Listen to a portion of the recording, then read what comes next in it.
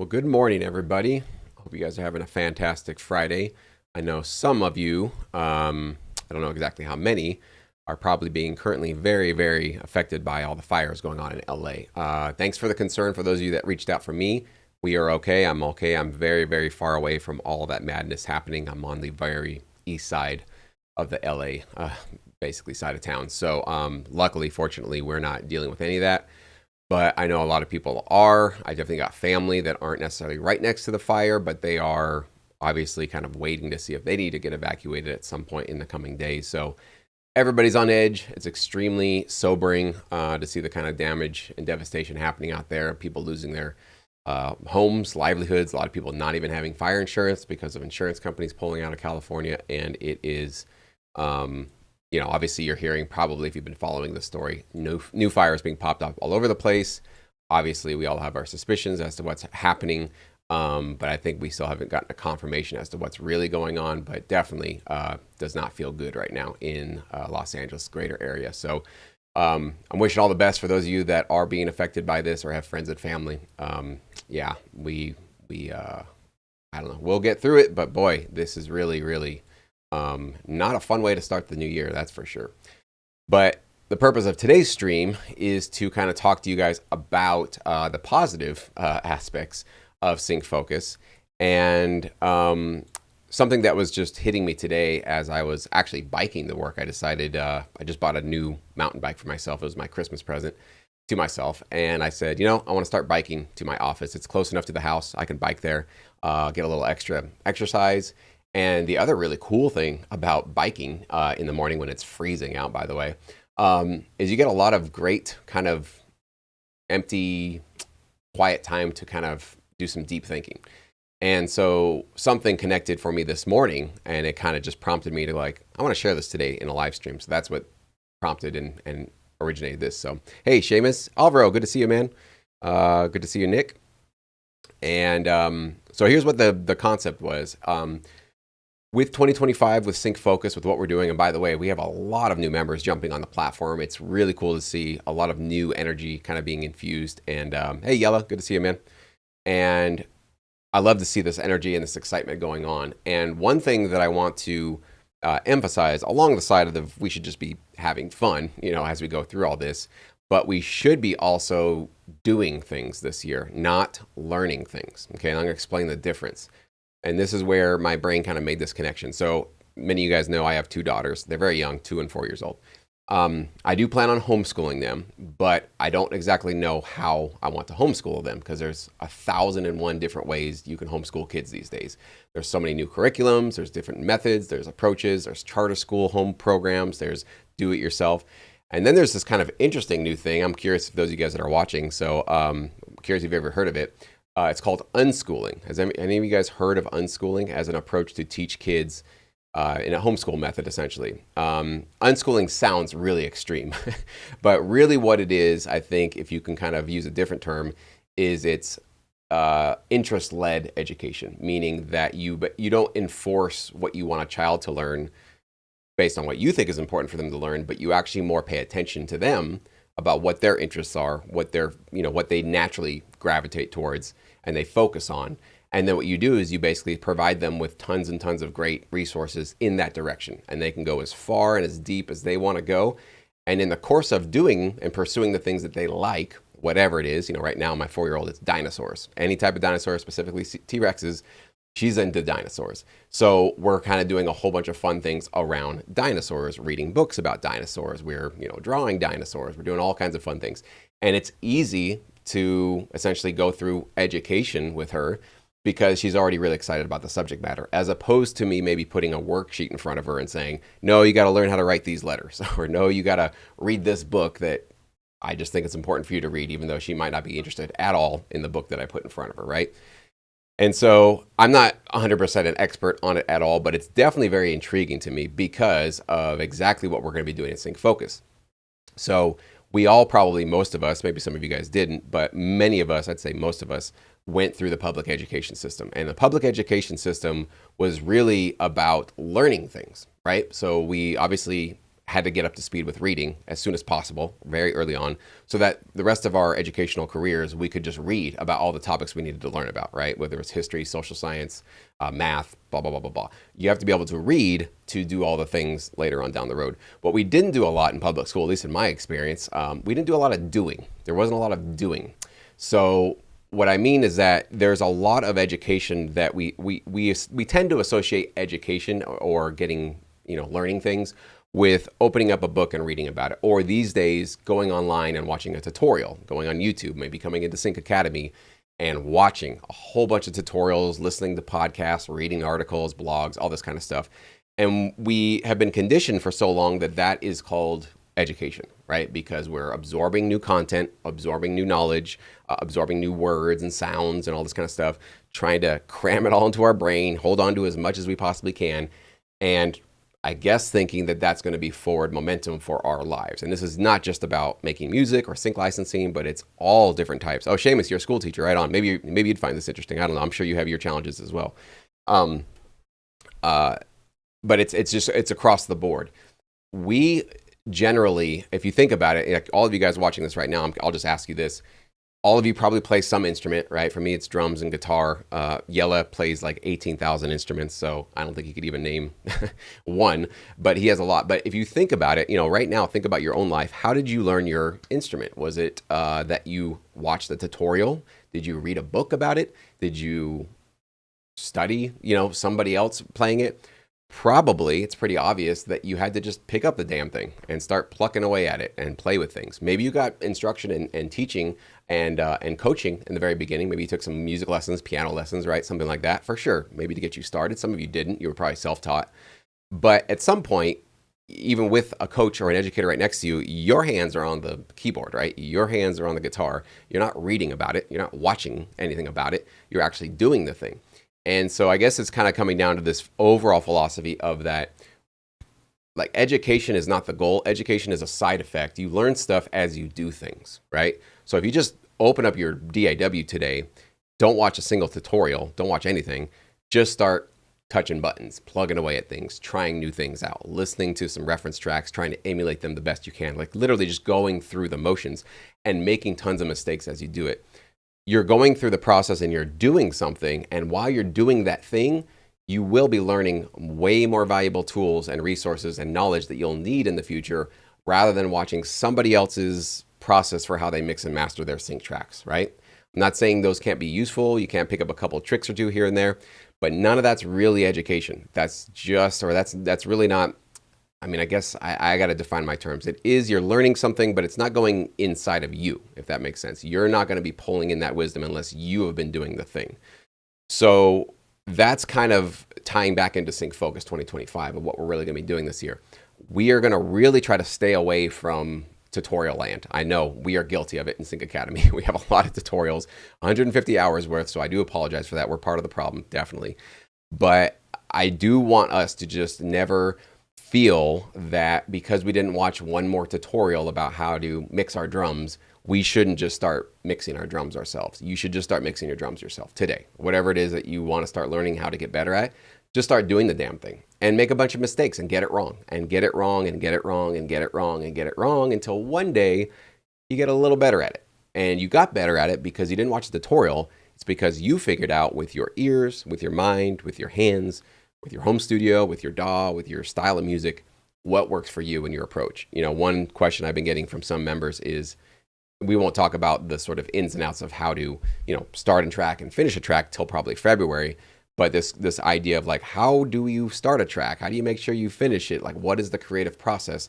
And I'd love to be able to give you guys a structure and a sort of formula. Well, just do this, this, and this, and this. But your brain is different than my brain. My brain takes a chaotic approach to my creativity. And I'll share with you guys, I already made a video. I'll release it probably in, 2 weeks, 3 weeks, of my process for how I start and finish a track. My process is all about energy. I need to keep high energy through the entire creative process. If I run into walls where my energy is kind of draining, I switch. And I'll tell you more about that. But that's just my brain, right? That's just how it works for me. You guys need to kind of figure out your own process. Maybe you're better off staying in writing creative mode for 4 hours, then backing away, taking a break, coming back and getting into more editor, chopping things up mode. Maybe that's better for you. But you're not going to know that, guys, until you start doing this. Until you start actually creating music. You will not know that. You can watch 1,000 tutorials on the most successful producers on how they do it, but that's not your approach. I guarantee you, it's not going to be your approach. You might borrow a couple things, but you need to carve out your own approach, and you got to do that just by doing the thing. Okay, so that's what I'm going to keep highlighting with Sync Focus is if you're not doing the thing, you're not going to be progressing with us. Okay, so I don't care if the 2 tracks you produce in January are terrible and you're not proud of them, and they're definitely not something you would ever send to a library. Just get them done. Right? Because again, what we're trying to do here is not aim for perfection or full-time income by February. That is not the goal. That is unrealistic. We're trying to build a new habit, right? The new habit is you show up, you get things done, and you do the thing, and you don't get lost in another tutorial, another instruction, another, I need some more feedback before I do. You don't. You just need to keep doing the thing, and you need to keep trying and practicing and getting better and better and better. There's just no substitute for that kind of a thing. So I wanted to make that distinction real quick today. And the same thing goes for your DAW. You know, how did you actually learn how to use it? You probably at some point maybe opened up 1 or 2 tutorials on YouTube to go like, okay, where's the record button? How do you actually navigate this? Whatever. I remember, you know, having a college class learning Logic 7 way back in the day. But once you get a couple of buttons and you figure out, okay, I kind of got the lay of the land, you're off to the races. And everything that you're learning is because you're just doing it and you're just experimenting and you're playing with things and you're touching buttons. And it's okay to get things wrong. There is no such thing as really getting things wrong. You're just sort of carving out and navigating your own path for how to use your DAW the best way that works best for you, right? So if you think about almost everything you've done in your life, you learned it by just doing the thing, right? And so that's what we're really focusing on Sync Focus 2025.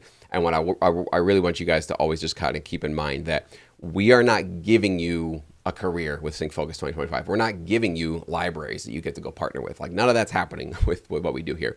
What we're doing is we're giving you a path. We're giving you clear instructions. We're giving you guidance. We're giving you guardrails. We're giving you some accountability. We're giving you community, right? We're giving you all of those things. These are just kind of support systems. But none of that does a thing for you if you're not showing up and you're not actually in your studio on a weekly basis with your commitment. I know all of you guys here made a commitment. Hopefully publicly you posted it. How many hours per week? How are you guys doing with that? You know, we're here at the, end of the second week, I guess first week, whatever this is.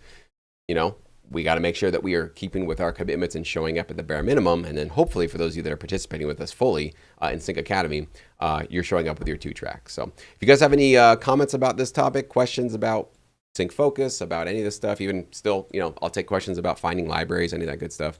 Happy to do it. Good to just hang out with you guys for a little bit today. Let me jump into your chat here. Yellow, if I love biking, I love the Netherlands, basically our main form of transportation in the cities and towns. That's awesome, man. Yeah, I'm lucky that they did, a couple years back, they actually put in a bike lane that basically goes straight from my neighborhood right to where my office is. So I'm like super grateful for that. And it's not on a street. I'm not really close. I have to cross one busy street to get here, but it's not that scary at all to get here. So that's really cool. You guys got a lot of bike lanes. It's great. Thank you, brother. Appreciate it, man. Yeah, we're all good here. Yeah, Laura, hands-on experience is better than reading about it. I think it is the only way. I mean, reading about things, I always put that analogy of like, if you wanted to go learn how to ski or snowboard, which way would get you there faster? Getting a textbook, reading a book about it, or just literally strapping on a pair of skis and going down the bunny hill all day? One of those is going to get you much closer to your end result. And yeah, you're going to fall on your butt a lot. You might, get a couple of bruises on the way, but you're definitely going to be learning a lot more. It's doing things is the move for sure. So,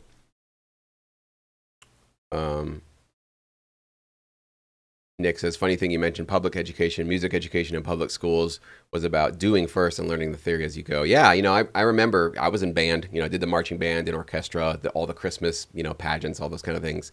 And we never learned theory. It was never like a theory class. It was just like, here's how we're going to play this song, and you're going to read the music, and you're going to learn how to listen to each other, stay in key, stay in tune, stay in time, all that kind of stuff.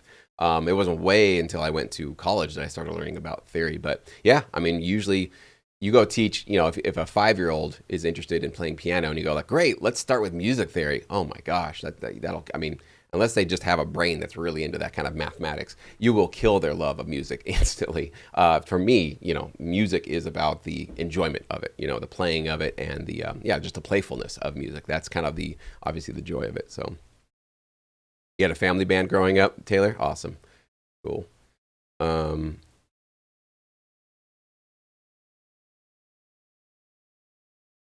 Matthew saying he learned guitar by ear, just listening to my favorite songs and found the notes and chords from emulating. There you go. Stairway to Heaven was my first, yeah, and the entire lead took a while, but note for note at 12. That's awesome. Yeah, I remember doing the same thing. My older brother picked up a guitar, probably, he was like getting into high school, so I was probably in 7th grade, 6th grade, something like that. And my dad would always play Creedence Clearwater in the house, just our big stereo system. So I think my first riff I learned was bum bum bum bum bum bum bum bum bum bum bum. Very easy to learn on the guitar. Once I had that, it was like, oh, and then tabs came next. You guys remember tabs on the internet, early days of the internet. So you could just look up any song you wanted to learn how to play. And for me, it was like, rock and punk songs, all that kind of stuff. And if I could watch the tab and then figure it out for myself. And I also played guitar upside down. So I play a right-handed guitar left-handed. So I've always had to flip the tabs, and I've always had to make sure that I'm doing things differently, which in some ways has been easier because you get access to the low notes at the bottom of the guitar. So I became much more of a rhythm guitar just naturally because of that access to those strings. But yeah, essentially, I think I took 1 or 2 lessons learning how to play guitar left-handed because I am left-handed. But very soon after those lessons, I was like, screw that, turn it over. I don't like this. It doesn't feel natural to me. This is, even though I'm left-handed, playing guitar, I guess I am playing left-handed, yeah. I was playing the left-handed guitar properly, that's what I mean. It went the other way, and I flipped it around, and I was like, no, it's upside down and it's wrong, but it's how I play it, and that's how I'm going to do it. So I just knew my path was different. It's a little bit weird, it's a little bit odd, but it was the way that felt natural and comfortable for me and made me continue love playing music. And so I'm very grateful for my parents for not pushing me to say, you're doing it wrong, do it the other way.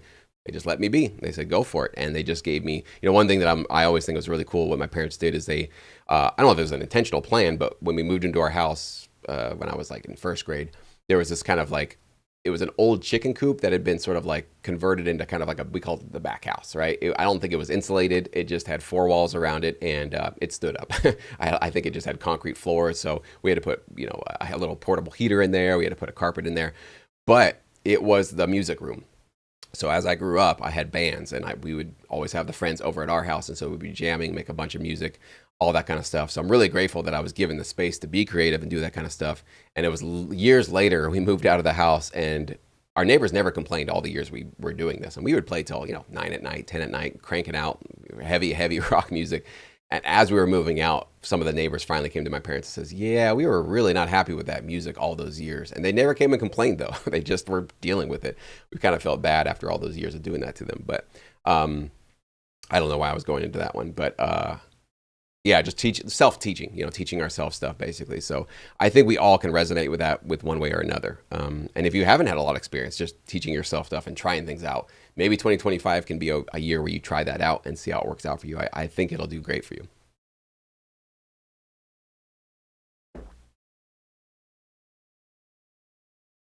Nigel's saying I try to learn the fundamental principles of something rather than specific how-tos and then put those principles into practice. Yeah. The way you can do if you're trying to learn something new is just learning the language. Like whatever it is you're trying to understand, learn the language of what all the people are saying so that when they use new terms you've never heard of, you're like, oh, okay, I know what you mean now. Then you can kind of start to pick it up. So that's kind of the same thing. Principles, fundamental language, all that kind of stuff for sure.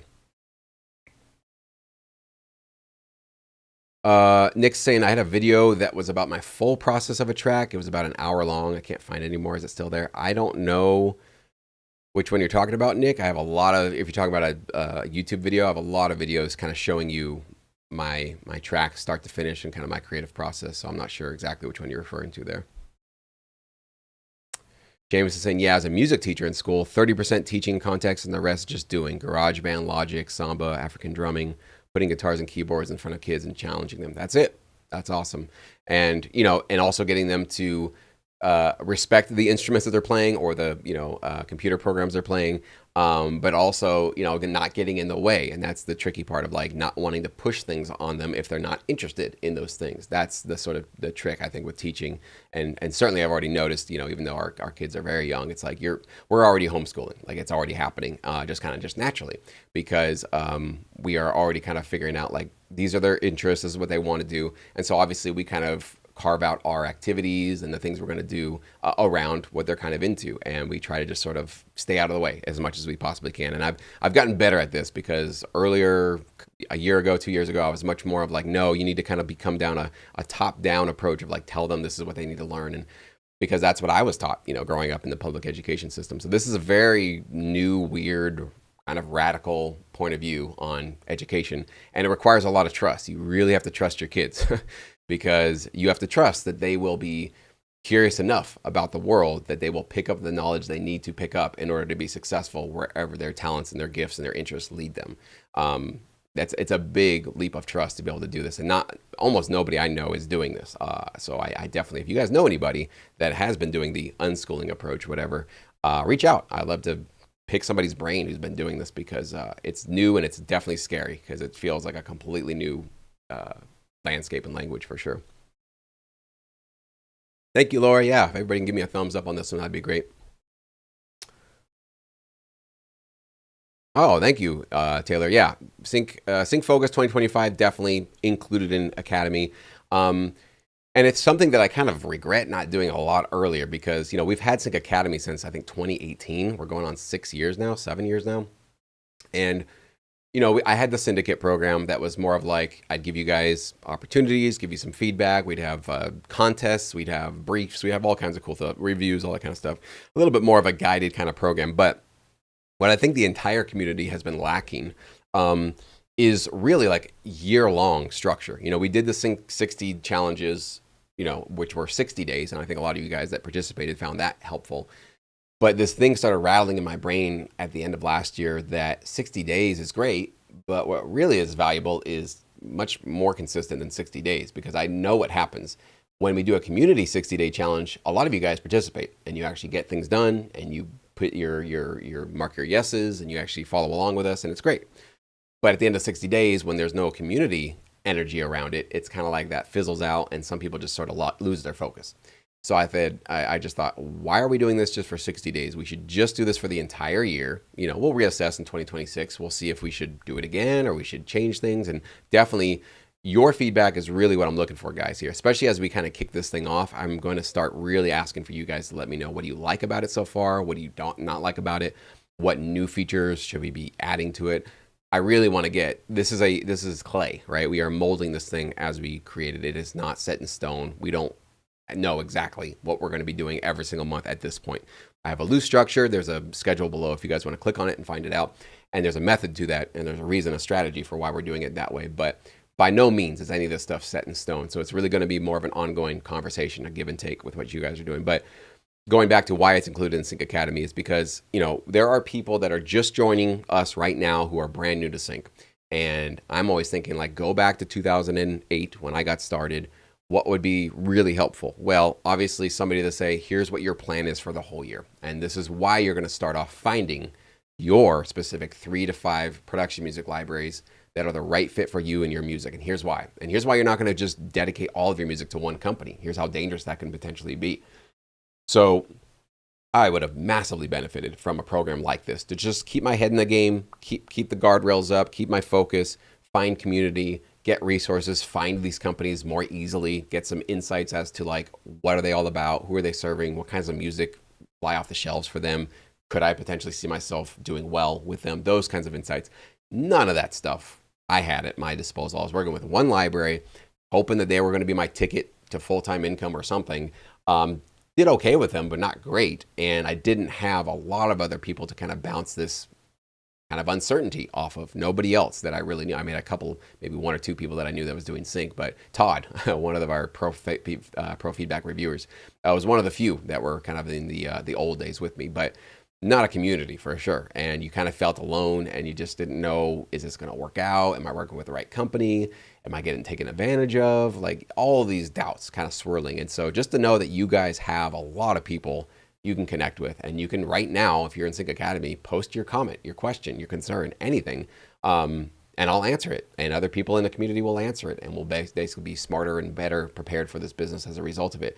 And the most important thing is you will not feel alone. You will not feel crazy. You will not feel like you're the only one going for this crazy industry. There are plenty of other crazies like you just like me, just like the nearly 1,000 Sync Academy members that we got. So you're in great company if you do decide to join us. Hey, Alvaro's got a random question. What kind of kit do I have? I remember you had a drum cover and it sounded like nice and crisp. I have the TD50 drum set, Alvaro, and I have not touched it in many months now. I'm very regretful to say that.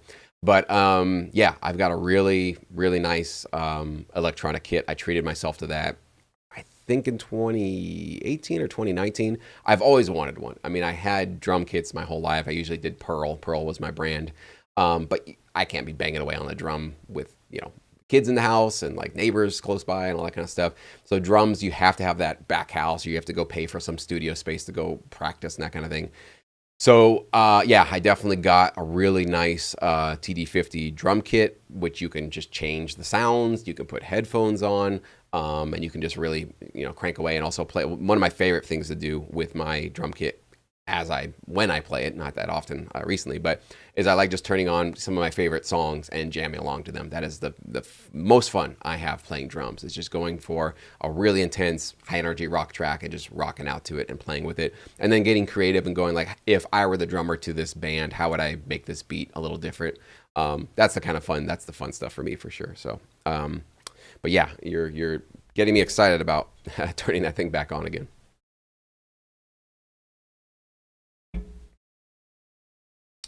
Oh yeah, where I have a blank project. That video is the only one I remember seeing, and you have so many videos trying to search for videos difficult. Yeah. Um, uh, I don't know. I feel like I've done quite a few of those where I kind of said like, here's where we're gonna build this thing up. But I don't know. If you think about it later, let me know. But I just don't know if I can help you out, Nick. Sorry about that. So thank you, Paul, and thank you, Paul, for reaching out. Appreciate that, man. Yeah, we're all good here.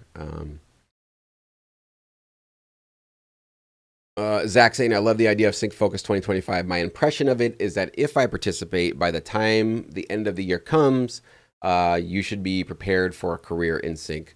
Yeah, I would say you should be prepared for sure. There's no guarantee that by the end of the year you get accepted by a library, of course. There's no guarantee that by the end of the year your music is ready to be placed and accepted by libraries. Everybody's kind of coming at this with different levels of experience, different, quality of tracks, all those kinds of things. So I can't give you guys a sort of sense of like, yeah, like you just jump in and by the end of 2025, you're going to be with a library off to the races. I can't give you that guarantee, okay?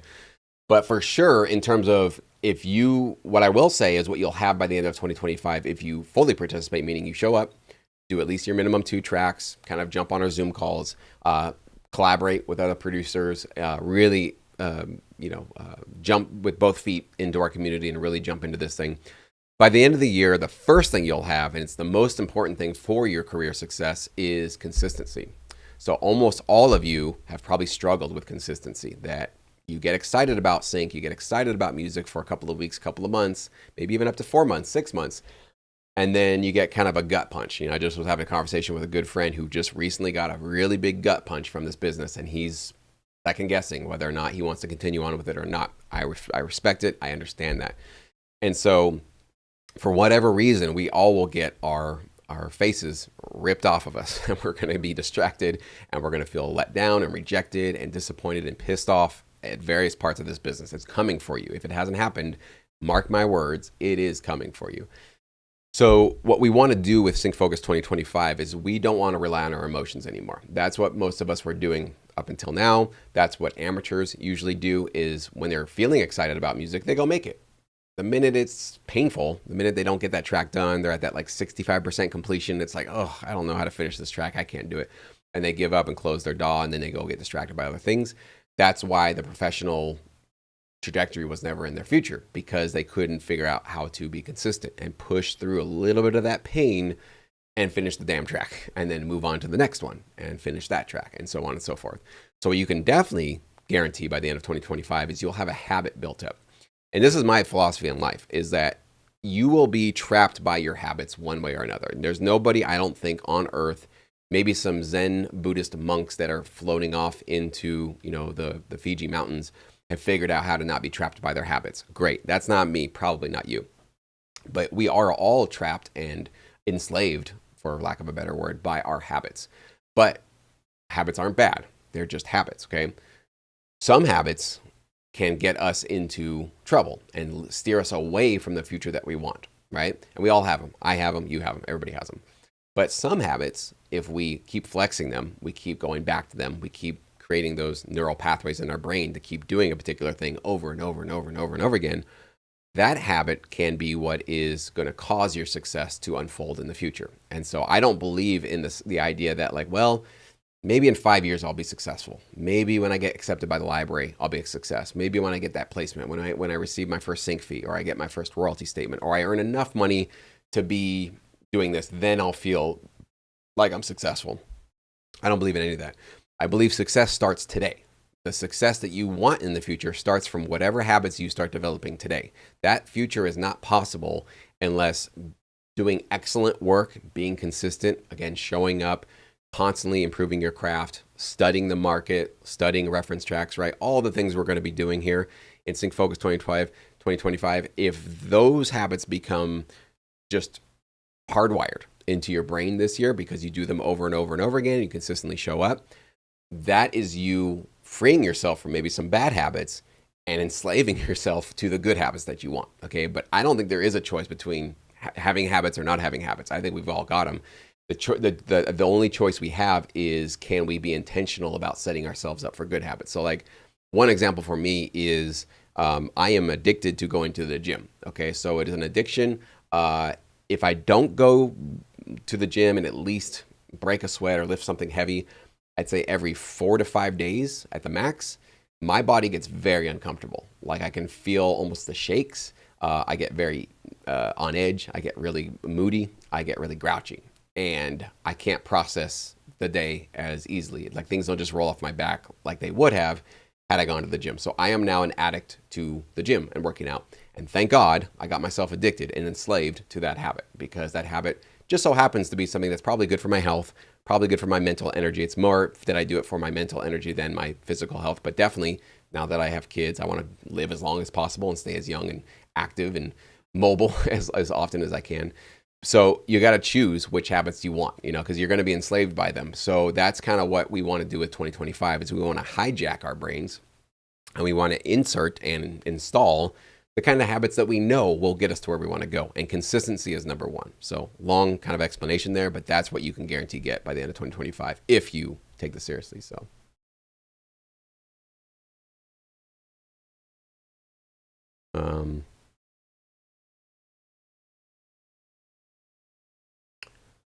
Yella's saying, went to special education and my educational knowledge was seriously lacking behind.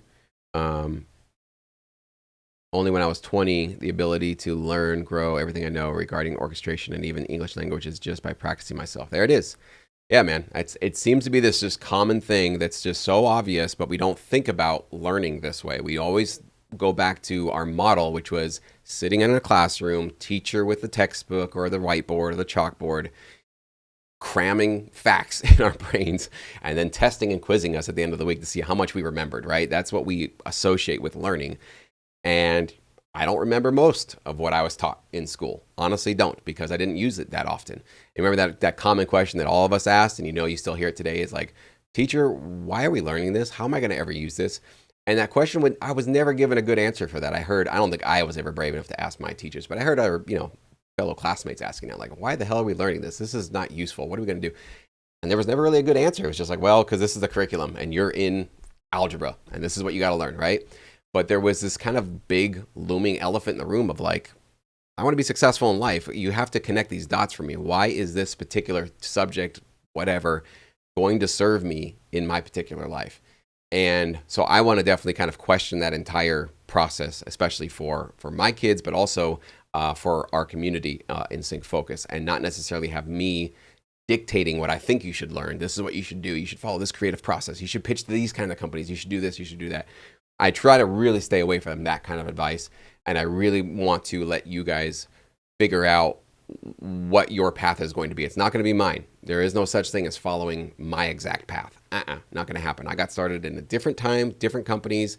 I was a different person, different skills, different, bills I was responsible for, a different lifestyle, right? All of us are coming at this with a completely unique thing.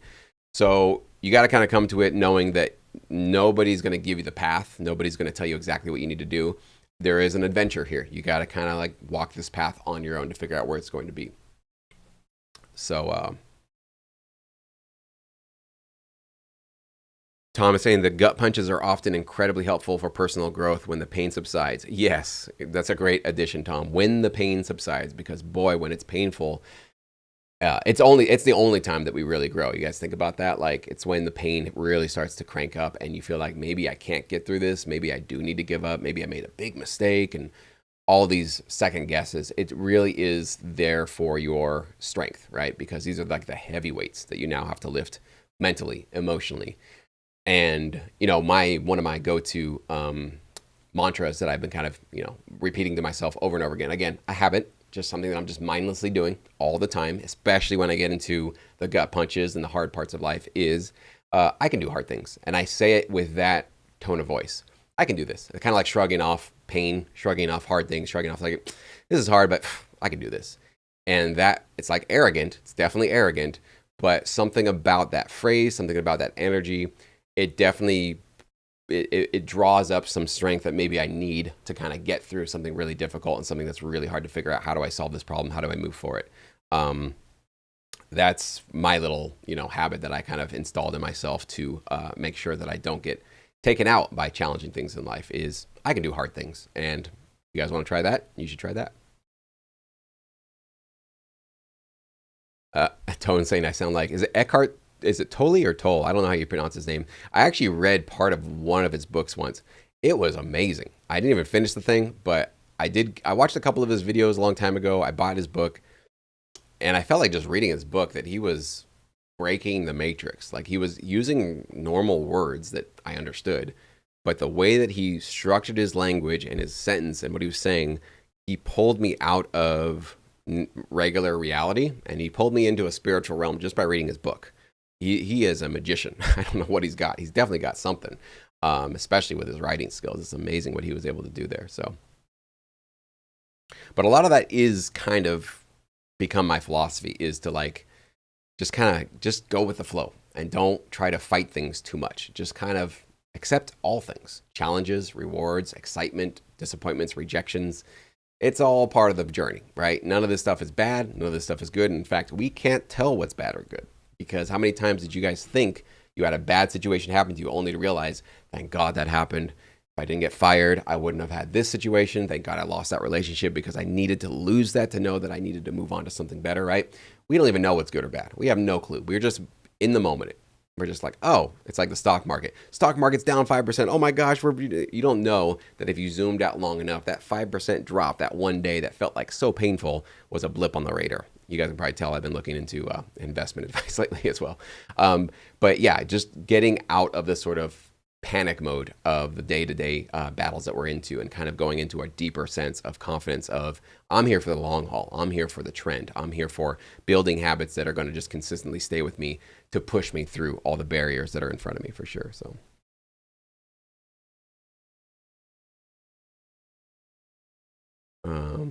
I can do hard things. That's from Philippians. Oh, really? I didn't know that. Interesting. I have to look that one up. My mantra comes by the greatest master of philosophy of all time. Do or do not. There is no try. There you go. Master Yoda. There you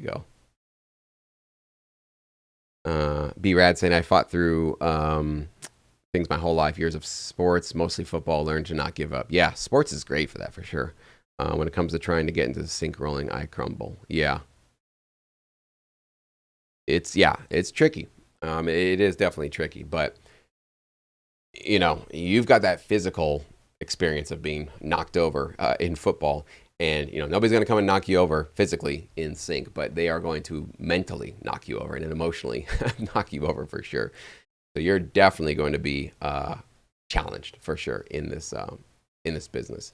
And there was a going back to that conversation with a friend of mine. One thing that kind of became clear to me as I was hearing his story, and he was really thinking about just throwing in the towel and maybe this industry isn't for him, is I realized just hearing how much struggle and pain he was going through, not just in receiving this kind of disappointing result, but also just a lot of the pain just being in the creative process of making sync music, right?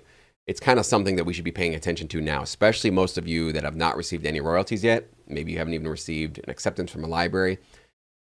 But if you're not fully engaged and enjoying and having fun with the process of creating production music, and this is a very specific thing we do. We are here to serve a marketplace. We're not here to just do whatever we feel like creatively doing that morning. We want to try to harness some of that and bring that to the table. But if that's all we're doing, we will not be probably making music that will have a large number of placements. So we got to make sure that we are kind of keeping our business hat on as we craft our music. And I realize some producers are really not fully enjoying the process of putting that business hat on. It's painful. It's hard. It feels like a compromise to their artistic integrity. Their values are being challenged by this industry before the money comes in. And so one thing that I think it's sobering to remember is that if this is already painful for you now, not fun, not enjoying it, creating production music is just not that fun. Getting a disappointing royalty check is just going to feel like a much heavier punch to the face, not just a gut punch. It's going to feel like a KO. Like it just knocks you out because you already weren't really having the time of your life. And on top of that, getting a disappointing or no royalties or no placements for a long time will kind of give you that sort of double down feeling of like, I knew this wasn't the right thing for me. And I knew this industry wasn't the right fit for me. So it's really important before you get to that place, you do some internal searching right now, soul searching. Like, do you actually like what you're doing? Are you having fun, right? Had a whole video. Is this fun for you? If it's not fun for you, this is not your journey. This is not your path. This is not something you should be getting excited about. Fun comes in all different types of forms. I said I have two kind of main reasons or main ways that I have fun. One is getting an exciting brief or knowing, hey, I'm going to go create some great music that I know has a really high shot at getting some placements. That's really exciting because it feels like fresh new work, an opportunity. Great. I'm excited about it. Also, making a track that I'm just super stoked on personally that I can't wait to have my friends or family preview it and check it out, right? Those are kind of the two most important and fun things. I also love the feeling, I'll be honest, of hitting bounce on a track, bouncing all the full, the alts, the stems, zipping up that folder, putting it in Dropbox, copying that link, putting it in the email address and clicking send and being done, finished it. Accomplishing it, right? Getting the thing done. It feels like you've actually almost built something, right? So you get this feeling of like, I've actually moved forward with this. With the creative process, it can sometimes feel like you're swimming in circles and going around and around. But when you get all your assets together and you put it in Dropbox and you send it off to your library partner, knowing that now it's on them to put it out there, it's a great feeling of accomplishment. It puts a little pep in your step and it feels really, really good. So that's fun. That's a fun part of this for me, is just getting things done and knowing, hey, mark that off. I got another 2 tracks done, another 10 tracks done. Put it on the catalog. I'm still building, that kind of a thing, right? So that's just me. And you guys will have maybe similar or different ways of having fun. But please do have the wisdom to know that if this is not fun before royalties, it certainly will not be that fun when you get a disappointing royalty check, because that day is also probably coming in your future. Jack is saying one of the mantras he lived by was create more than you consume. That's great. I love that.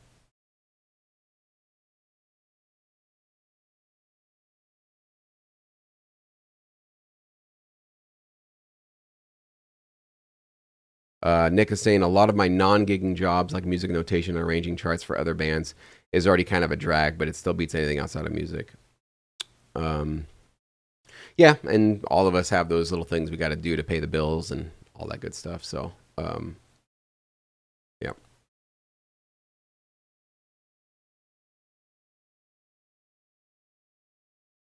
Ori's saying, I've learned that the long game is truly the key to success. This video on the flow state was really inspirational. The long game part 1, why Leonardo da Vinci was once a loser. Yeah.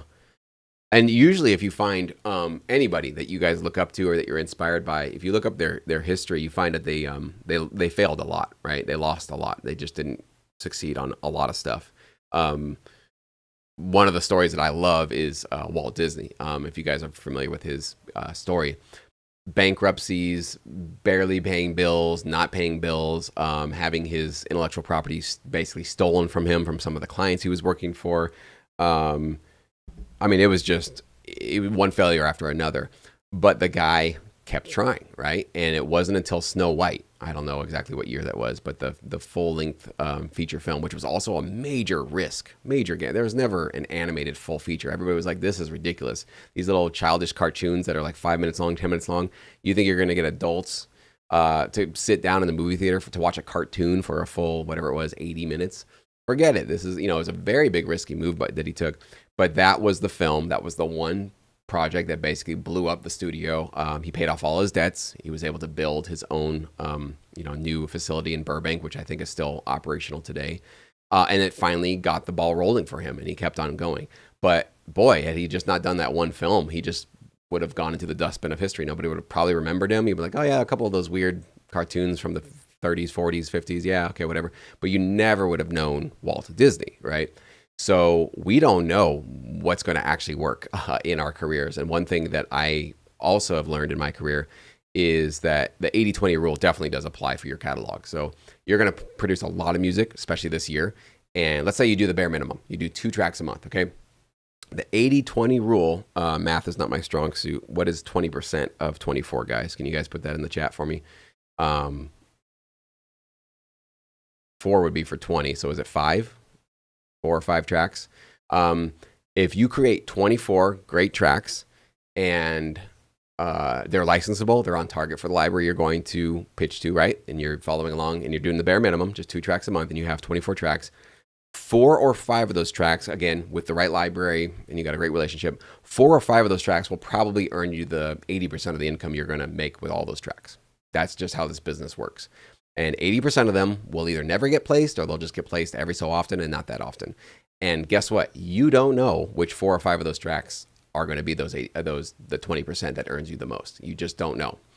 Because I have earned amazing royalties from, to me, average, not my favorite tracks I've ever produced. If you go back in time and say, will this track earn you $5,000 from Germany? I'd say, hell no, of course not. A couple $100 maybe at the most. This is not a special track.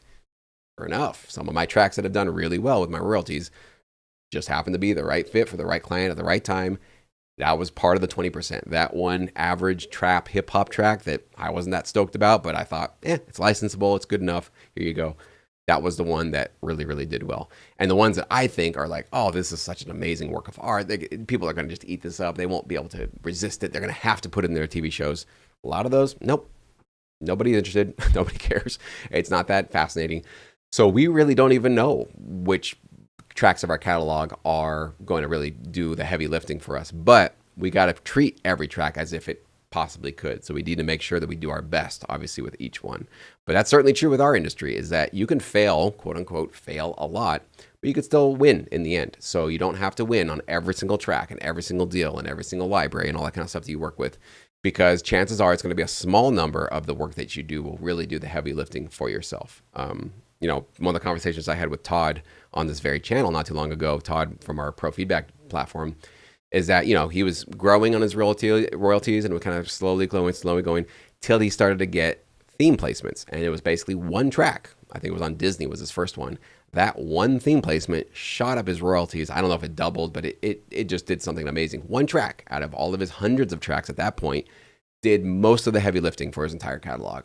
Now, he wouldn't have gotten that opportunity had he not been chugging along and continuously walking down this path. He used the analogy, which I thought was great, was if you have a massive boulder in front of you, you got a chisel and a hammer, and you just start cranking away at that thing. Chink, chink, chink. Let's say it takes you 1,000 hits to finally break the boulder. Which one of those hits was the most important one, right? Was it the final one that finally cracked it open? Or was it the third one? Or was it the 700th one? Or was it the 337th one, right?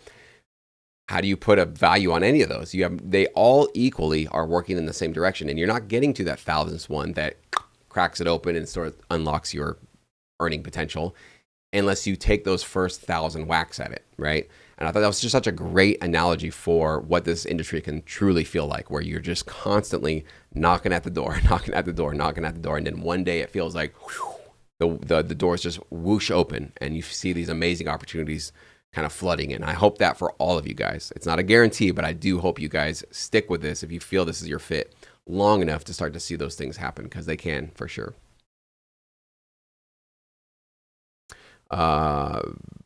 B-Rad, this is mostly fun. Like sports that are supposed to be fun, losing is not. I love creating, writing, and submitting. Mixing, however, has not been fun whatsoever. Yeah, and that could be something that maybe you kind of focus on this year, Brad, of figuring out how do you get through your mixing process in a way that doesn't feel extremely painful. That could be certainly something you could be focusing on. And try and maybe whatever approach you're taking right now sounds like it's not working because it's really, really stressing you out. So it's time, again, forget what you know about mixing, try something else, right? And take a completely different approach. Maybe use completely different plugins.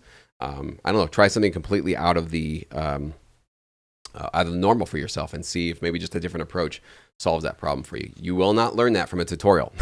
You need to just try things out, okay?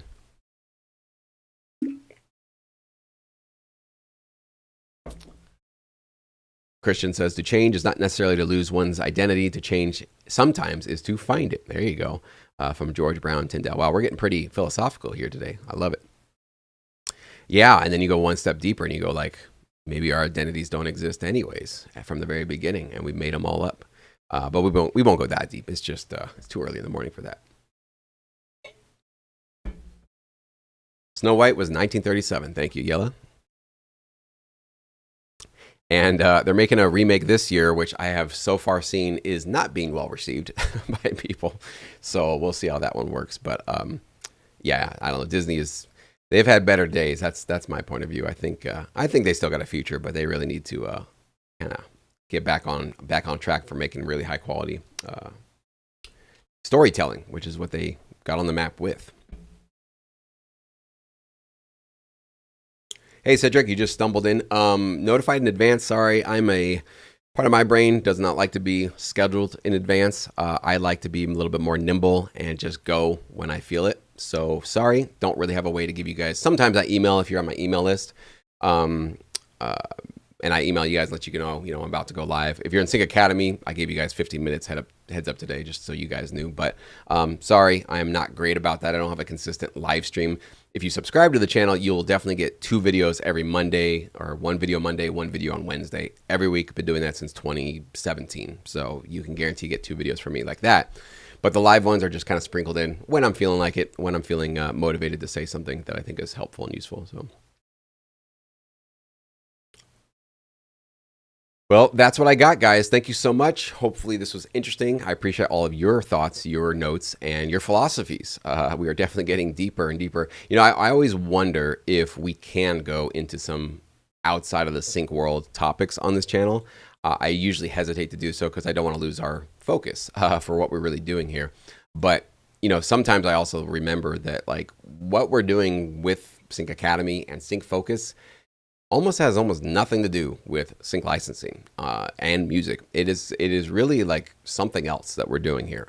We use sync and we use music as almost like an excuse to make changes, but I do think that what we're doing and what we're trying to do is help develop better habits for ourselves. I really do think that's kind of like the deeper level of what we're doing here.